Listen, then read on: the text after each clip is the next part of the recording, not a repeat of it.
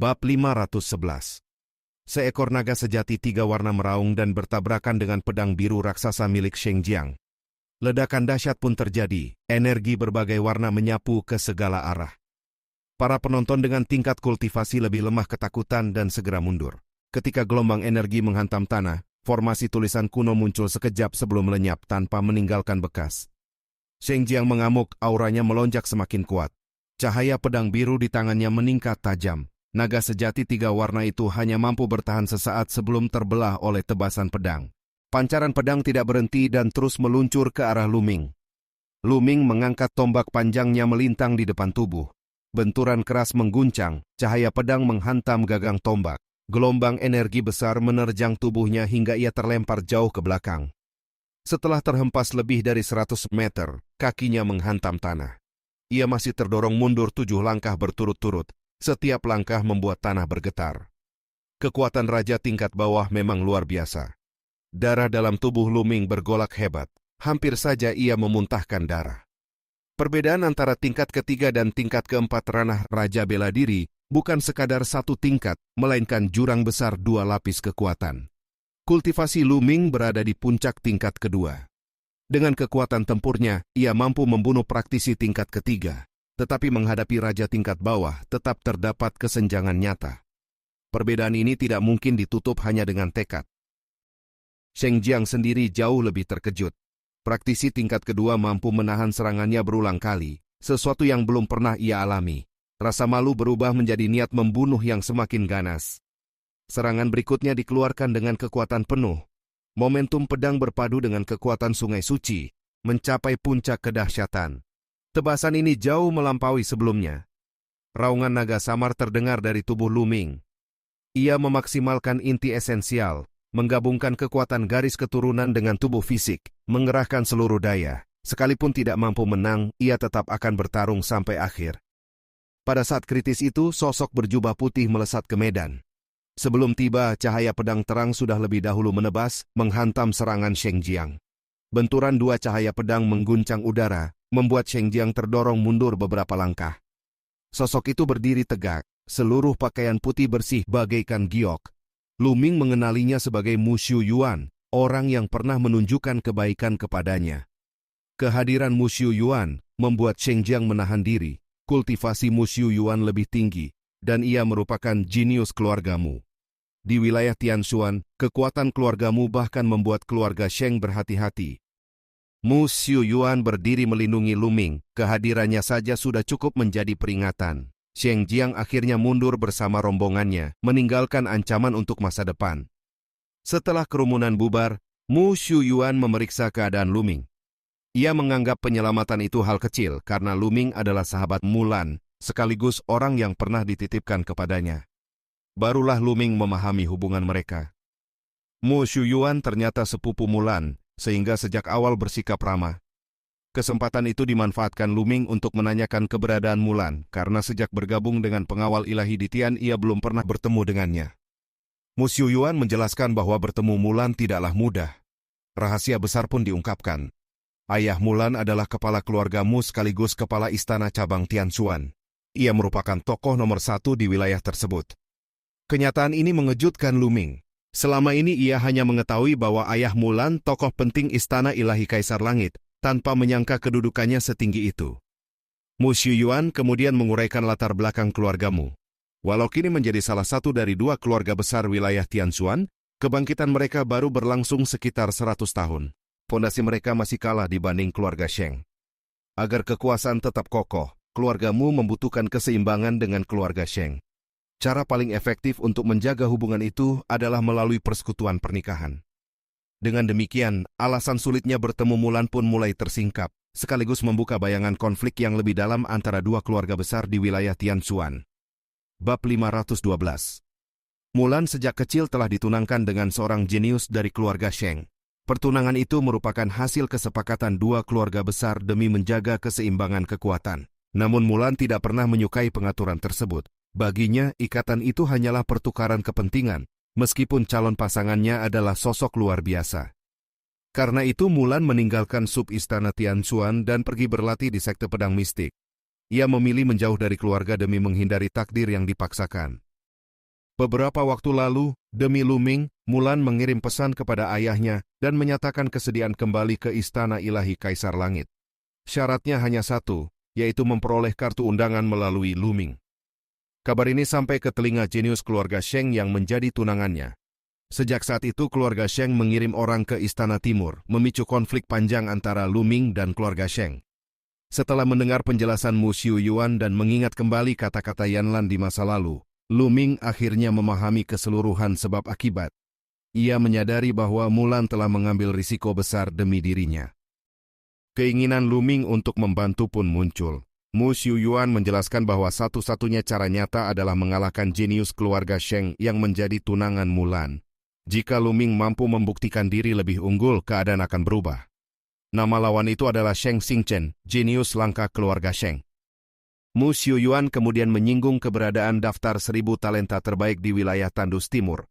Daftar ini disusun oleh Kamar Dagang Tianji, kamar dagang nomor 1 di benua, yang memiliki jaringan informasi luas di seluruh wilayah. Daftar tersebut memuat 1000 jenius muda terbaik di bawah usia 30 tahun di seluruh wilayah Tandus Timur yang sangat luas. Jumlah wilayah tak terhitung, tetapi hanya 1000 nama yang tercantum, sehingga setiap orang di dalamnya adalah sosok menakutkan. Sheng Xingchen berada di peringkat 998 dalam daftar itu. Ia satu-satunya dari wilayah Tianxuan yang masuk. Kultivasinya diperkirakan telah mencapai tingkat atas ranah Raja Bela Diri. Luming membuka bagian akhir daftar dan melihat nama Sheng Xingchen tertera di sana. Tingkat kultivasinya tercatat sebagai tingkat atas ranah Raja, tanpa rincian lebih lanjut. Keandalan daftar itu pun dijelaskan. Kamar Dagang Tianji memiliki kekuatan dan jaringan yang meliputi seluruh benua. Informasi mereka mungkin tidak sepenuhnya mutlak, tetapi sangat mendekati kenyataan. Kesimpulan yang muncul jelas, mengalahkan Sheng Xingchen adalah tugas yang amat sulit. Namun tekad Luming justru semakin kuat. Ia menahan ambisi itu dalam hati, menyadari bahwa kata-kata tanpa kekuatan hanya akan menjadi bahan ejekan.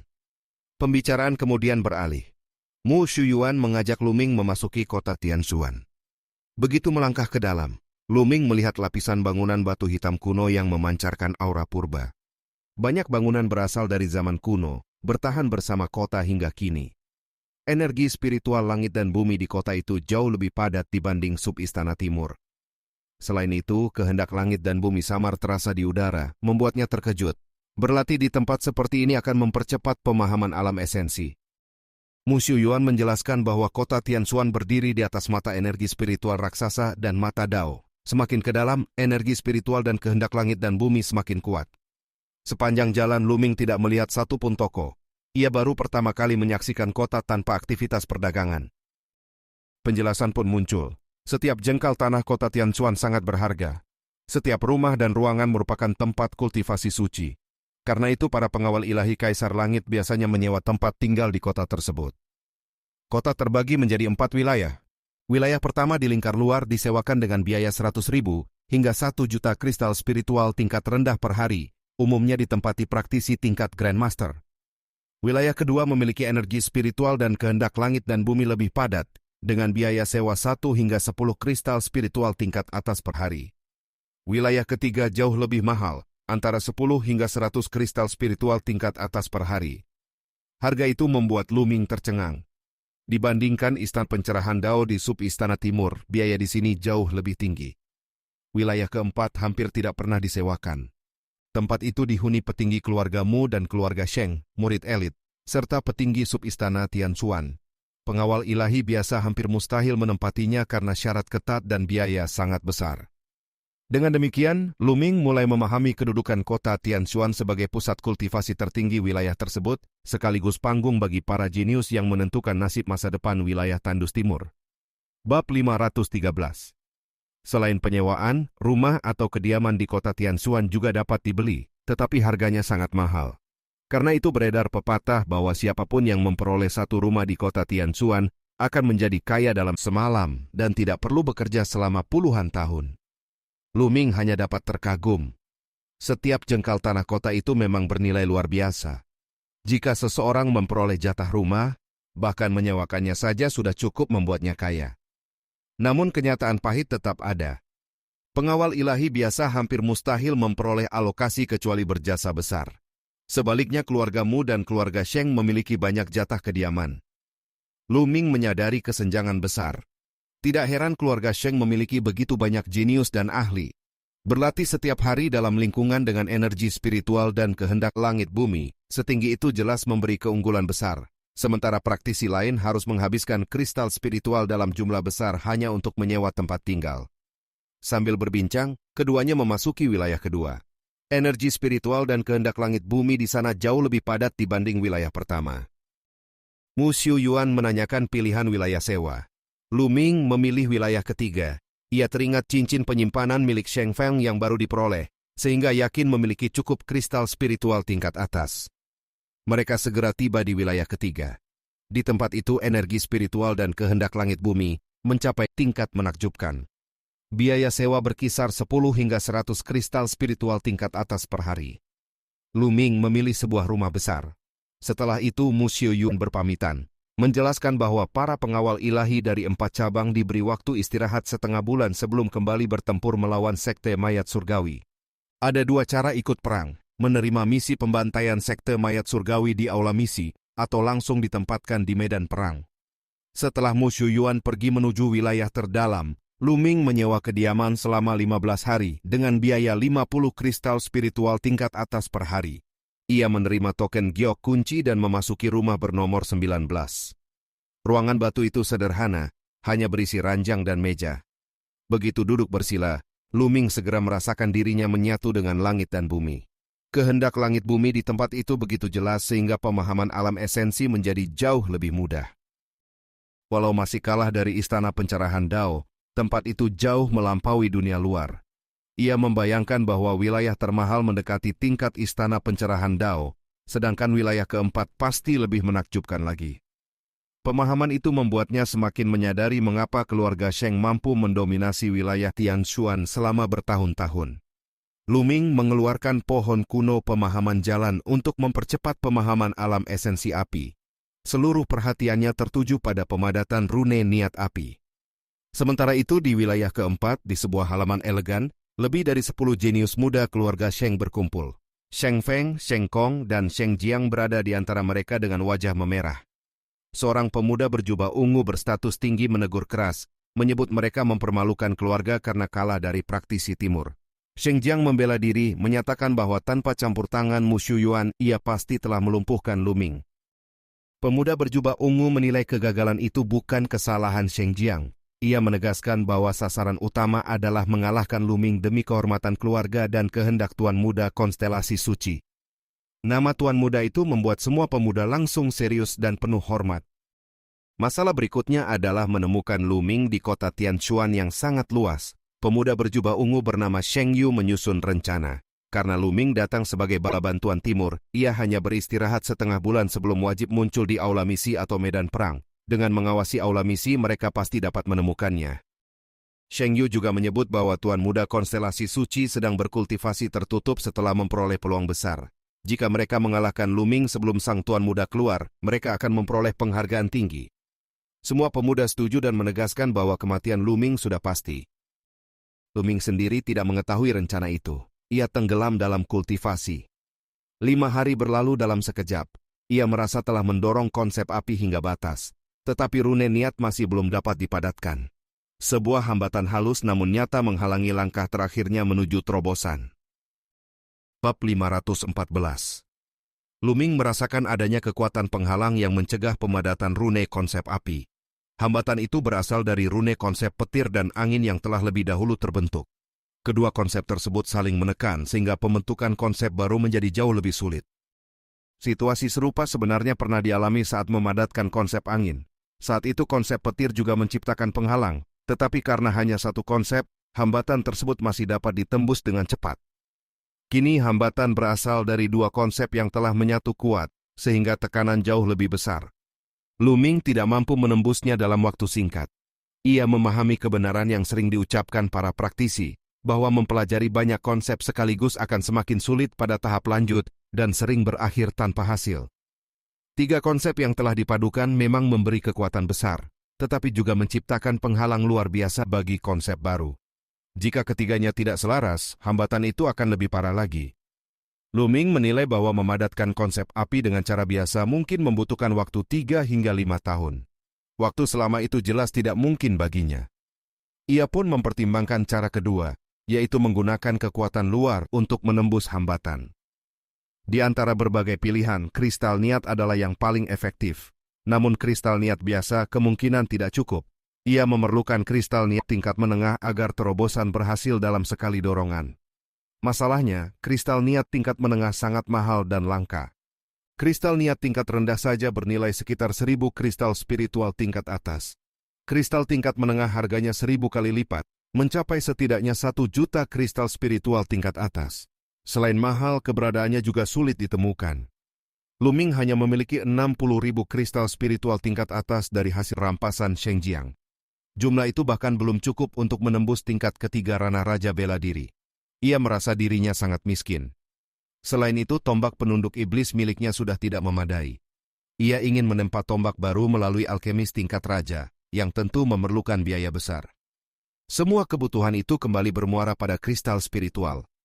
Ia pun memutuskan terus berkultivasi beberapa hari lagi sambil menunggu kesempatan misi yang menguntungkan. Fokusnya dialihkan pada konsep petir. 10 hari berlalu cepat. Pemahaman konsep petir meningkat pesat hingga tahap menengah tingkat pertama.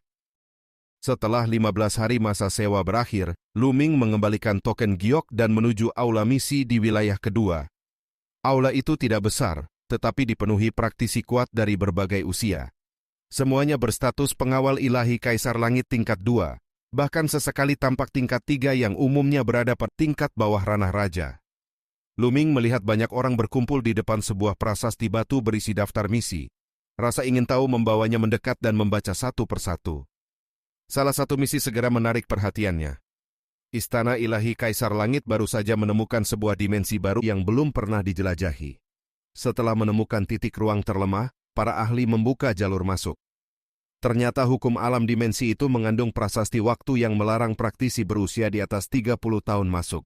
Hanya mereka yang berusia di bawah 30 yang dapat melewati gerbang dimensi. Eksplorasi awal menunjukkan dimensi itu sangat luas, memiliki penduduk asli, dan menyimpan banyak material langka, terutama kristal niat dalam jumlah puluhan bahkan ratusan kali lebih banyak dibanding dunia luar. Karena itu Istana Ilahi Kaisar Langit mengirim banyak praktisi muda untuk menambang dan mengambil material, dengan sebagian keuntungan diserahkan kepada istana. Namun kemudian diketahui bahwa sekte mayat surgawi juga menemukan dimensi tersebut dan membuka jalur mereka sendiri. Mereka mengirim banyak penjaga mayat muda ke dalamnya. Pertemuan dua kekuatan besar itu memicu perburuan berdarah selama berbulan-bulan. Kedua pihak mengalami korban besar. Kini Istana Ilahi Kaisar Langit mengeluarkan misi resmi. Setiap pengawal ilahi di bawah 30 tahun dapat memasuki dimensi itu untuk memburu penjaga mayat sekte mayat surgawi. Semua material yang diperoleh menjadi milik pribadi, sementara istana bersedia membeli dengan harga tinggi. Hadiah pembunuhan juga sangat besar. Membunuh penjaga mayat tingkat pertama ranah raja memberi 2.000 kristal spiritual tingkat atas, tingkat kedua 5.000, tingkat ketiga 10.000. Tingkat keempat 20.000. Tingkat kelima mencapai 50.000. Selain penjaga mayat, praktisi juga harus waspada terhadap penduduk asli dimensi bernama ras iblis bersisik yang sangat berbahaya. Misi itu memiliki risiko besar, tetapi juga peluang luar biasa, terutama bagi Luming yang sangat membutuhkan kristal niat dan kristal spiritual. Tanpa ragu ia menuju meja pendaftaran dan menyatakan pengambilan misi dimensi iblis bersisik. Keputusan itu menandai langkah baru dalam perjalanan Luming memasuki dunia asing penuh perburuan, bahaya, dan peluang terobosan. Bab 515. Petugas aula misi menanyakan jumlah kristal penyegel jiwa yang dibutuhkan. Benda itu digunakan untuk menyegel jiwa musuh yang terbunuh agar dapat dibawa kembali sebagai bukti hasil perburuan. Jiwa para penjaga mayat yang tersegel juga kerap dimanfaatkan oleh ahli prasasti untuk pemurnian benda khusus. Dalam keadaan biasa penyegelan jiwa praktisi lain dilarang, tetapi bagi sekte mayat surgawi yang mempraktikkan teknik jahat, aturan itu tidak berlaku. Luming memutuskan membeli 100 kristal penyegel jiwa. Petugas sedikit terkejut karena jumlah itu besar. Harga satu kristal 10 kristal spiritual tingkat atas, sehingga totalnya 1.000. Luming membayar dan menyimpan kristal itu sebelum meninggalkan kota Tianchuan menuju utara. Pintu masuk dimensi sisik iblis berada sekitar 5 juta mil dari kota. Meski bergerak dengan kecepatan tinggi, perjalanan tetap memakan beberapa hari. Di sisi lain, keluarga Sheng telah menerima kabar bahwa Lu Ming mengambil misi dimensi sisik iblis. Sheng Yu segera memerintahkan keberangkatan. Niat membunuh menyala di antara mereka, terutama pada Sheng Kong dan Sheng Feng yang menyimpan dendam mendalam. 3 hari kemudian Lu Ming tiba di kota kecil yang baru dibangun di sekitar gerbang dimensi. Kota itu berfungsi sebagai pangkalan istana ilahi Kaisar Langit untuk menjaga akses masuk. Setelah identitasnya diverifikasi, Lu Ming memasuki aula dan melangkah ke pusaran hitam yang menjadi gerbang dimensi. Kesadaran berputar sejenak sebelum ia muncul di sebuah alun luas yang dikelilingi tembok raksasa setinggi ratusan meter. Tempat itu merupakan markas awal para pengawal ilahi di dalam dimensi, sekaligus benteng pertahanan terhadap ras iblis bersisik yang memandang mereka sebagai penjajah. Ratusan praktisi muda berkumpul di alun. Mereka membentuk kelompok kecil untuk berburu penjaga mayat dan mencari sumber daya. Berbagai teriakan perekrutan terdengar, masing-masing mencari praktisi dengan konsep tertentu agar kekuatan tim saling melengkapi. Konsep angin unggul pada kecepatan, api pada daya ledak, kayu pada penyembuhan, tanah dan gunung pada pertahanan. Tanpa kerjasama, berburu di dimensi itu terlalu berbahaya. Saat Lu Ming mengamati keadaan, 4 orang mendekatinya. Seorang pemuda bertubuh tegap dengan wajah jujur memperkenalkan diri sebagai Han Man. Bersamanya ada 3 rekan lain, termasuk seorang wanita lembut bernama Yao Xuan. Mereka menjelaskan bahwa tim mereka kekurangan 1 anggota dan berharap Lu Ming bergabung. Selain menambah kekuatan, mereka juga menawarkan bantuan karena Lu Ming tampak baru pertama kali datang dan belum mengenal wilayah dimensi. Lu Ming mempertimbangkan sejenak. Ia memang belum memahami peta dan kondisi dimensi sisik iblis. Bergabung sementara akan memberinya pengalaman dan informasi penting sebelum bertindak sendiri. Ia pun menyetujui ajakan tersebut. Dengan demikian, Lu Ming resmi memasuki dimensi sisik iblis sebagai bagian dari sebuah kelompok pemburu muda, memulai tahap baru yang lebih berbahaya, namun penuh peluang dalam perjalanannya. Bab 516. Selain itu, Han Man dan yang lainnya tampak tulus dan dapat dipercaya untuk bekerja sama, sehingga Lu Ming menyetujui untuk bergabung. Han Man sangat gembira lalu memperkenalkan setiap anggota kelompok. Han Man sendiri berada pada tingkat lanjut ranah Raja Bela Diri tingkat 3. Yao Xuan berada pada puncak ranah Raja Bela Diri tingkat 2. 2 pemuda lainnya merupakan saudara kandung bernama Mulin dan Musen. Salah satunya berada pada tahap awal ranah Raja Bela Diri tingkat 3, dan yang lainnya pada puncak ranah Raja Bela Diri tingkat 2. Setiap orang menguasai konsep berbeda, ada yang unggul dalam pertahanan dan ada yang unggul dalam serangan mematikan. Kelompok 5 orang itu kemudian bergerak menuju tembok tinggi di titik berkumpul.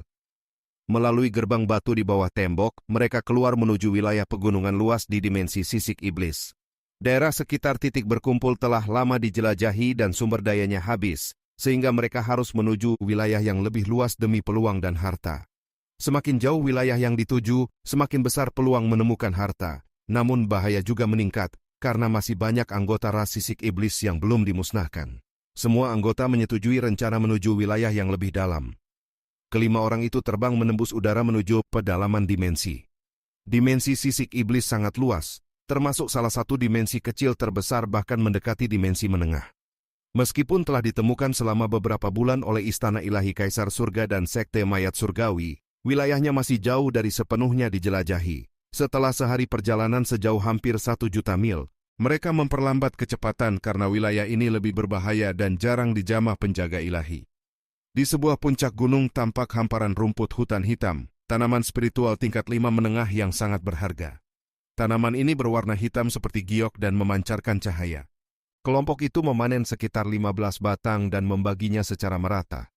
Keberuntungan di awal perjalanan membuat semangat mereka meningkat. Lalu mereka menyebar di sekitar pegunungan untuk mencari tanaman spiritual lain. Lu Ming memasuki puncak gunung lain dan menemukan jamur ungu berusia 1000 tahun di bawah pohon tua. Energi spiritualnya lebih kuat daripada rumput hutan hitam, termasuk tanaman spiritual tingkat 5 atas. Ia menyimpannya dengan puas. Bagi tubuhnya yang telah mencapai tingkat 6 sempurna, tanaman tingkat 5 memang tidak lagi cukup untuk menembus batas, tetapi nilainya tetap tinggi untuk dijual atau disimpan. Saat hendak melanjutkan pencarian, ledakan keras terdengar dari puncak gunung lain. Teriakan peringatan terdengar dan sosok Mulin terlihat melarikan diri dalam keadaan terdesak, dikejar lebih dari selusin makhluk tinggi besar berkulit sisik hitam. Wajah mereka mirip manusia, tetapi seluruh tubuh tertutup sisik keras seperti baju zirah. Mereka adalah ras sisik iblis. Kelompok makhluk itu terdiri dari satu individu setara puncak ranah Raja Bela Diri tingkat 2, beberapa setara tahap awal tingkat 2, 2 setara tingkat 1, dan sisanya setara setengah langkah Raja Bela Diri. Jumlah itu cukup untuk memaksa Mulin mundur. Luming segera melesat membantu. Salah satu ras sisik iblis tingkat awal Raja Bela Diri menyerang dengan kapak perang besar. Kekuatan fisik mereka sangat mengerikan dan mengandung energi aneh menyerupai Yuan sejati. Tombak Luming melesat seperti kilat dan menembus dahi makhluk itu. Sisiknya sangat keras sehingga tombak merasakan hambatan kuat, namun tetap menembus dan menjatuhkannya. Pada saat yang sama Hanman, Musen, dan Yao Xuan tiba dan bergabung dalam pertempuran. Dengan kekuatan puncak Raja Bela Diri tingkat 3, Hanman dengan cepat menaklukkan dan membunuh lawan setingkat Raja Bela Diri tingkat 2. Tombak Luming berkelebat menjadi cahaya tombak yang menembus beberapa musuh sekaligus. Dalam waktu singkat seluruh ras sisik iblis itu terbunuh. Dari pengalaman sebelumnya, kelompok itu menyimpulkan bahwa sekitar 10 ras sisik iblis tersebut merupakan tim pemburu dari suatu suku yang keluar berburu dan kebetulan bertemu mereka. Pertemuan itu menandakan bahwa di sekitar wilayah tersebut, kemungkinan terdapat pemukiman ras sisik iblis yang lebih besar beserta sumber daya dan bahaya yang menyertainya. Bab 517. Tim pemburu ras sisik iblis menandakan kemungkinan adanya suku di sekitar wilayah itu. Musen dan yang lain segera memahami bahwa keberadaan suku berarti terdapat lubang kristal niat yang dapat digali, sumber daya yang sangat diincar para praktisi di atas ranah Raja Bela Diri, karena mampu mempercepat kultivasi secara signifikan. Namun kekuatan suku harus dipastikan terlebih dahulu. Jika terlalu kuat dan memiliki sosok setara raja tingkat tinggi, maka menyerang berarti bunuh diri. Mereka akhirnya sepakat untuk menemukan suku tersebut lebih dahulu dan menyelidiki kekuatannya sebelum mengambil keputusan. Pencarian beberapa jam kemudian membuahkan hasil. Sekitar 30.000 mil dari lokasi semula, mereka menemukan sebuah suku ras sisik iblis. Dari puncak gunung terdekat mereka mengamati dengan saksama. Di balik tembok batu tinggi berdiri sekitar 100 rumah batu sederhana. Dengan jumlah anggota suku diperkirakan tidak lebih dari 500. Ini termasuk suku kecil, sehingga kemungkinan besar tidak memiliki ahli tingkat raja puncak. Rencana pun disusun untuk menyerang saat malam tiba, mengalahkan prajurit terkuat suku, lalu menggali lubang kristal niat. Luming dan Yao Xuan yang masih baru di dimensi ini memilih mengikuti keputusan Hanman sebagai pemimpin. Setelah malam turun dan suku tenggelam dalam kegelapan, mereka bersiap bergerak. Namun pada saat hendak menyerbu, Luming menghentikan langkah. Di langit gelap tampak 5 peti mati hitam melesat menuju suku. Sekte mayat surgawi telah lebih dulu mengincar tempat itu. Kelompok Hanman segera menahan diri dan memilih menunggu, memanfaatkan kesempatan untuk melihat kekuatan suku melalui pertempuran pihak lain. Dalam sekejap peti mati mendarat di dalam suku. Ras sisik iblis menyadari ancaman dan seluruh prajurit berkulit sisik hitam berlari keluar dari rumah batu, membawa kapak perang dan tongkat besi, menyerbu para pendatang. Peti mati terbuka dan dari masing-masing muncul 2 mayat olahan. Rantai besi melesat menembus udara, menewaskan prajurit ras sisik iblis yang lebih lemah dalam sekejap. Pemimpin suku yang hampir setinggi 3 meter, dengan aura puncak Raja Bela Diri tingkat 3, memimpin perlawanan. Ia memerintahkan anggota di bawah tingkat raja mundur, sementara para prajurit tingkat raja tetap bertempur, namun kekuatan sekte mayat surgawi jauh melampaui mereka. Mayat olahan tingkat puncak Raja Bela Diri tingkat 3 serta beberapa tingkat menengah dan awal dengan cepat menekan seluruh perlawanan. Pertempuran berubah menjadi pembantaian. Para prajurit ras sisik iblis satu demi satu tumbang. Meskipun jumlah mereka lebih banyak, perbedaan kekuatan tingkat tinggi terlalu besar. Jeritan memenuhi suku ketika anggota di bawah tingkat raja mencoba melawan demi melindungi tempat tinggal mereka. 5 penjaga mayat muda keluar dari peti mati, wajah pucat dan aura kematian menyelimuti tubuh mereka. Mereka membantai para prajurit lemah dengan cakar berenergi mayat, sambil mengendalikan mayat olahan untuk menekan para ahli ras sisik iblis. Pemimpin suku akhirnya terkepung 2 mayat olahan puncak tingkat 3. Sisik kerasnya terkoyak, tubuhnya tertusuk, lalu ia tewas. Setelah itu para ahli ras sisik iblis lainnya juga dimusnahkan. Anggota di bawah tingkat raja yang tersisa sebagian kecil berhasil melarikan diri, sementara sebagian besar tewas, meninggalkan suku dipenuhi mayat. Para penjaga mayat menilai hasil penyerbuan sangat memuaskan. Mereka memperoleh banyak bahan mayat berkualitas sekaligus berencana mengambil kristal niat dari wilayah terdalam suku. Dari puncak gunung tempat bersembunyi, kelompok Hanman menyaksikan kehancuran suku yang semula ingin mereka serang. Kini sekte mayat surgawi telah menguasai lokasi beserta sumber dayanya, membuat situasi berubah berbahaya dan penuh ketidakpastian bagi mereka. Bab 518. Melihat peluang besar hampir direbut pihak lain, kelompok Hanman merasa sangat enggan. Namun kekuatan sekte mayat surgawi jauh melampaui mereka. Dengan 2 mayat olahan puncak Raja Bela Diri tingkat 3, 5 mayat olahan tingkat 3 lainnya, serta 5 penjaga mayat yang juga kuat, menyerang secara langsung hanya akan berakhir seperti nasib ras sisik iblis. Hanman akhirnya memutuskan untuk mundur. Pada saat itu Lu Ming justru menyatakan tidak ingin melepaskan kesempatan langkah tersebut. Tanpa ragu ia melangkah ke udara dan menuju suku ras sisik iblis seorang diri. Kecepatannya sangat luar biasa sehingga dalam beberapa langkah ia telah tiba di atas suku. Kehadirannya segera menarik perhatian para penjaga mayat. Lu Ming menyatakan niat membunuhnya secara terang-terangan. Para penjaga mayat menanggapinya dengan cemooh dan segera memerintahkan mayat olahan tingkat 3 untuk menyerang. Rantai besi melesat melilit, namun Lu Ming melepaskan aura dan mengayunkan tombak hingga rantai terpental. Konsep petir yang telah mencapai tahap awal tingkat rendah meledak bersama teknik tombaknya, membentuk pancaran tombak petir yang menembus mayat olahan dan membakarnya menjadi arang dalam satu serangan. Penjaga mayat yang mengendalikannya terkejut dan mundur, namun serangan tombak berikutnya menembus dadanya dan membunuhnya seketika. 4 penjaga mayat lain segera mengerahkan seluruh 9 mayat olahan untuk menyerang bersama. Lu Ming tidak lagi menahan kekuatan. Tombaknya membesar menjadi cahaya sepanjang ribuan meter dan menyapu dengan kekuatan dahsyat. Ke-9 mayat olahan terpukul dan terlempar tanpa daya seperti karung rusak. Ke-4 penjaga mayat tersisa terperangah menyadari bahwa lawan mereka yang tampak hanya puncak Raja Bela Diri tingkat 2 memiliki kekuatan tempur yang mengerikan. Mereka berusaha melarikan diri, namun sudah terlambat. Lu Ming menyatu dengan tombaknya menjadi kilatan cahaya dan menembus kehampaan, membunuh 1 penjaga mayat puncak tingkat 3 dalam 1 tusukan. 3 lainnya tercerai-berai melarikan diri. Di puncak gunung, Hanman dan yang lain tertegun menyaksikan kekuatan Lu Ming. Mereka segera turun membantu. Dalam sekejap Lu Ming kembali bergerak seperti kilat, membunuh penjaga mayat kedua dan ketiga. Penjaga terakhir akhirnya dibunuh oleh serangan gabungan Hanman dan rekan-rekannya. Dengan kematian semua penjaga mayat, seluruh mayat olahan berhenti bergerak di udara. Hanman dan yang lain mendekat dengan penuh kekaguman. Kekuatan Lu Ming yang mampu membunuh 5 penjaga mayat tingkat tinggi dalam beberapa gerakan benar-benar di luar dugaan mereka. Namun Lu Ming tidak berlama-lama dalam pujian. Ia segera mengeluarkan kristal penyegel jiwa dan mulai menyegel jiwa para penjaga mayat. Jiwa seorang praktisi tidak langsung lenyap setelah kematian, sehingga masih dapat disegel dalam waktu singkat. Kristal penyegel jiwa memancarkan rune dan gaya hisap yang menarik jiwa berbentuk kabut hitam ke dalam kristal, lalu menutupnya dengan kabut gelap sebagai tanda penyegelan berhasil. Hanman dan kelompoknya hanya menyegel jiwa musuh yang mereka bunuh sendiri sesuai aturan.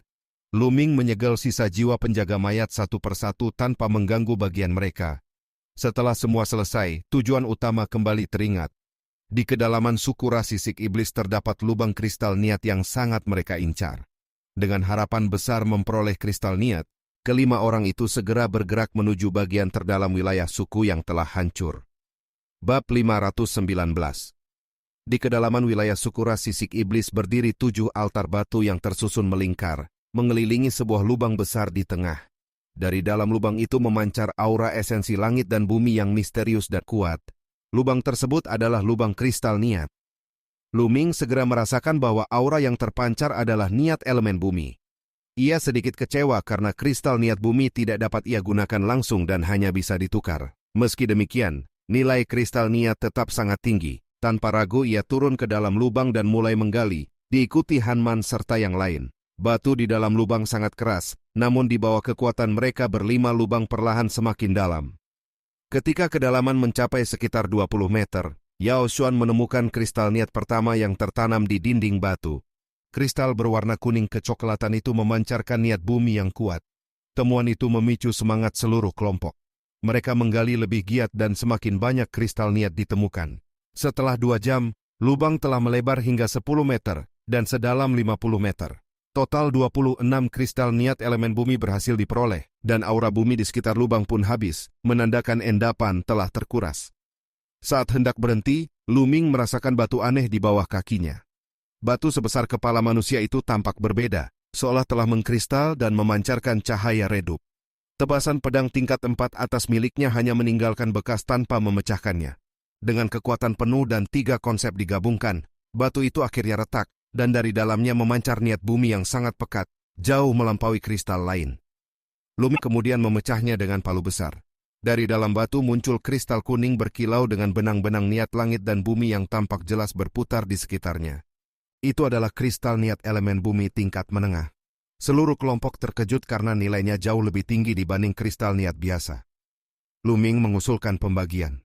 Han Man segera menyatakan bahwa tanpa kekuatan Lu Ming yang membunuh para penjaga mayat sekte mayat surgawi, mereka tidak akan pernah mencapai tempat ini. Ia mengusulkan kristal niat tingkat menengah menjadi milik Lu Ming, sementara kristal tingkat rendah dibagi rata. Mulin dan Musen langsung menyetujui.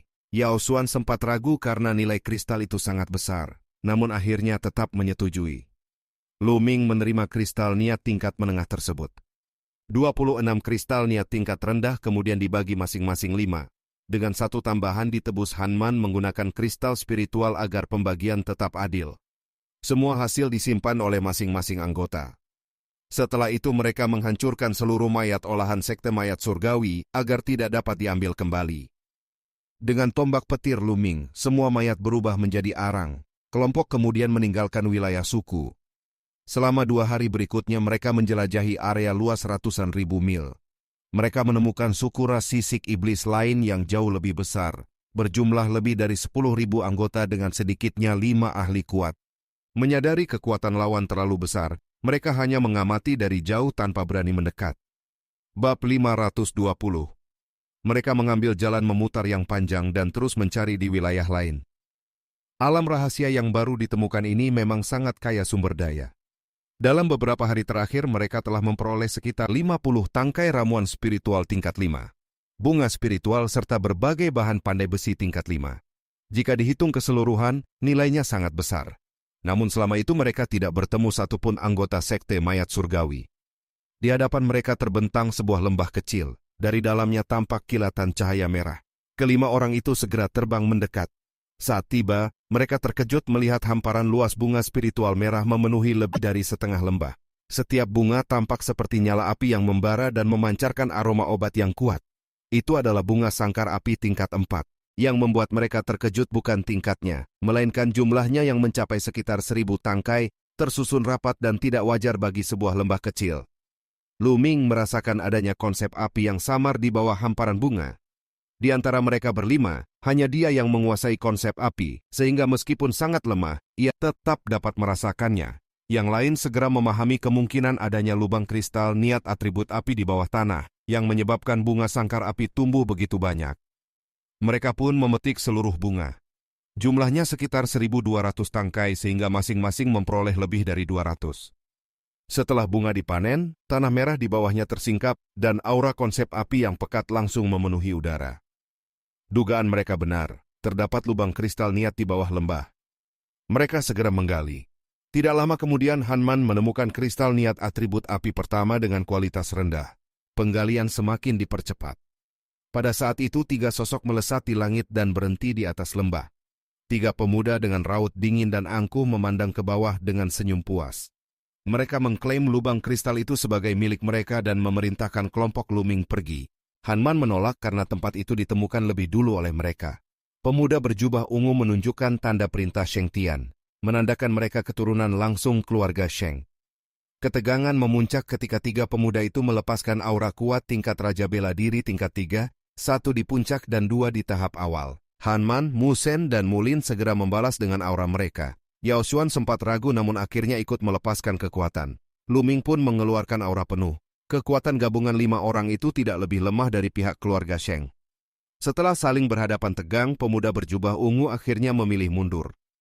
Ia menyimpan dendam dan pergi bersama 2 rekannya. Kelompok Lu Ming sadar keluarga Sheng mungkin kembali, sehingga mereka menggali lebih cepat. Setengah jam kemudian lebih dari separuh lembah telah terbuka. Mereka memperoleh total 30 kristal niat atribut api. namun tidak ditemukan kristal tingkat menengah. Lu Ming merasa sayang karena kristal api tingkat menengah akan memungkinkannya memadatkan rune konsep api sekaligus. Ia mempertimbangkan untuk menukar kristal bumi tingkat menengah miliknya di rumah harta kota Tianxuan demi mendapatkan kristal api tingkat menengah, meski biaya penukaran pasti besar. Mereka segera meninggalkan tempat itu setelah pembagian kristal selesai. Beberapa jam kemudian mereka telah menempuh 100.000 mil dan malam pun tiba. Mereka berhenti di hutan dan menyalakan api unggun. Beberapa binatang iblis tingkat rendah diburu lalu dipanggang hingga dagingnya berwarna keemasan dan harum. Han Man mengeluarkan guci-guci anggur buah khas kampung halamannya yang dibuat dari 108 jenis buah beraroma, lalu membagikannya kepada semua anggota kelompok.